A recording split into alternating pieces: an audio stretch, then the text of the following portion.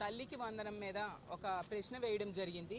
కానీ దానికి గౌరవ విద్యాశాఖ మంత్రి గారు సమాధానం దాటవేసి గత సంవత్సరం అంటే 24-25 అకాడమిక్ ఇయర్ అంటే ఇప్పుడు నడుస్తూ ఉన్న ఇయర్కి ఎంత నిధులు కేటాయించారు అని మేము అడిగితే వాళ్ళు చెప్పింది ఏంటంటే నెక్స్ట్ ఇయర్ 25-26 అకాడమిక్ ఇయర్కి ఎంత కేటాయిస్తున్నామో చెప్పారు. అంటే తప్పించుకునే ధోరణి అన్నమాట. మరి గత బడ్జెట్లో వీళ్ళు 5,387 కోట్లు కేటాయించారు కదా, ఆ నిధులు ఏమయ్యాయి? ఇప్పుడేమో అకాడమిక్ ఇయర్ అయిపోవచ్చింది, ఎగ్జామ్స్ కూడా రాస్తున్నారు ఇంటర్మీడియట్ వాళ్ళు, 10th ఎగ్జామ్స్ కూడా దగ్గరలో ఉన్నాయి.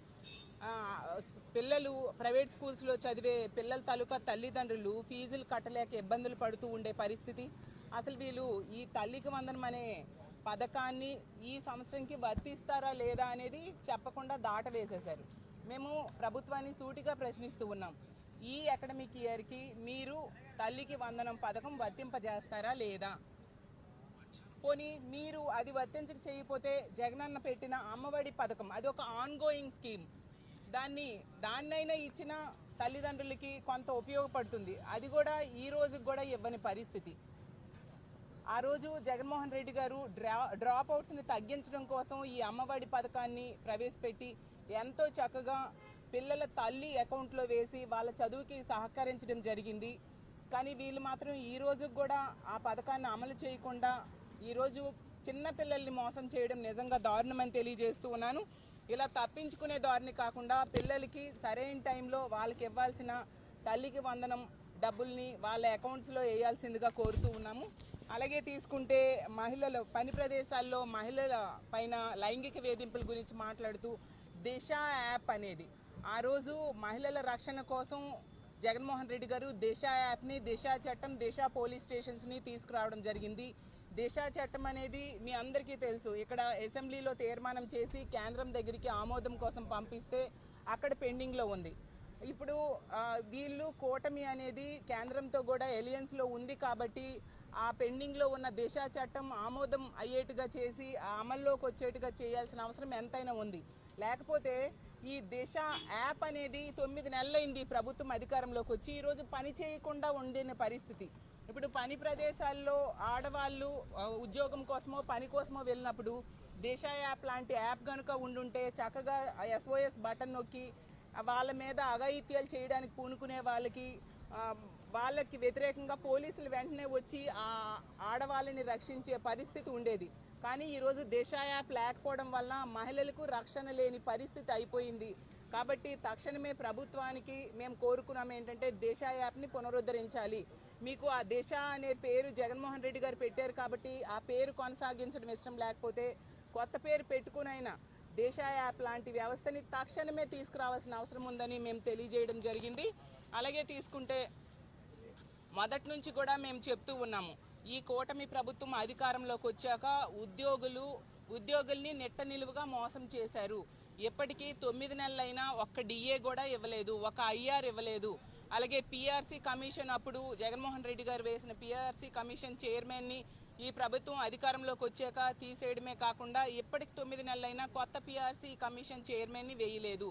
దానివల్ల ఉద్యోగులు తీవ్రమైన అసంతృప్తితో ఈ ప్రభుత్వం మీద ఉన్నారు అనే విషయం మేము ముందు నుంచి కూడా చెప్తూ ఉన్నాము.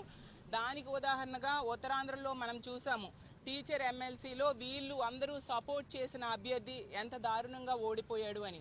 అంటే ఉన్న ఓటర్స్లో 75% వ్యతిరేకంగా ఓటేశారు. అంటే ఈ కూటమి ప్రభుత్వం మీద వీళ్ళు చేసిన మోసం మీద ఉపాధ్యాయులు ఎంత వ్యతిరేకతతో ఉన్నారు, ఏ విధంగా బెత్తం దెబ్బలు కొట్టారు అనేది ప్రజలందరూ తెలుసుకోవాలి.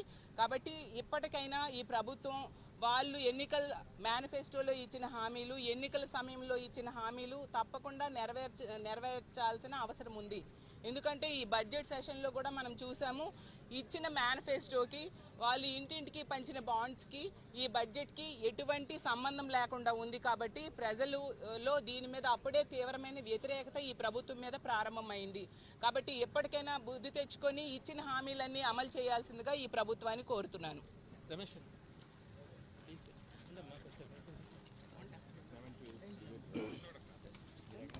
బ్రేక్ తీసుకుంటాను ఒక 2 నిమిషాలు అన్న వాటర్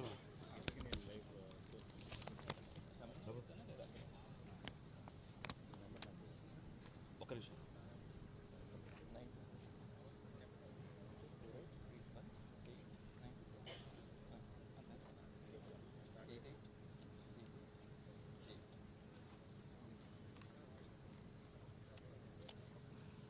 నమస్కారం.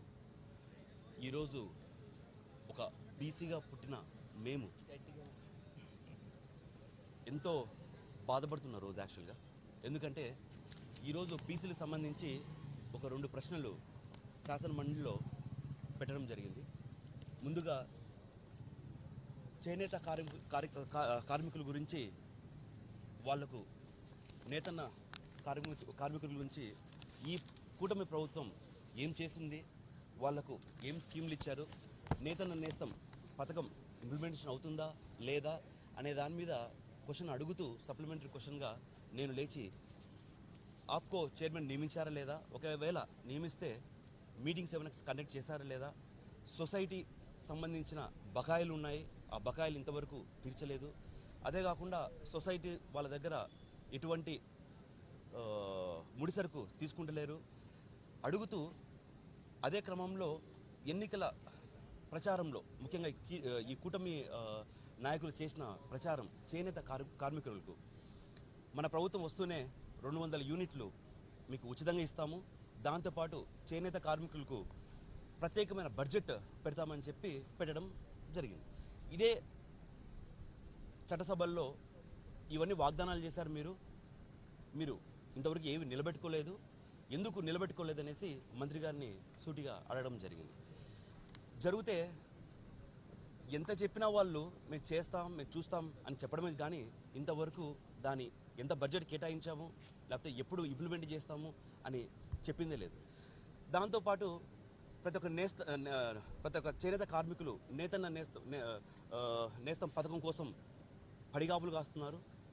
ప్రతి ఒక్క కార్మికుడు 300 నుంచి 500 రూపాయలు రోజువారీ కూలిగా తీసుకున్నారు. ఏదో గుడ్డిలో మెల్లగా మా జగన్మోహన్ రెడ్డి గారు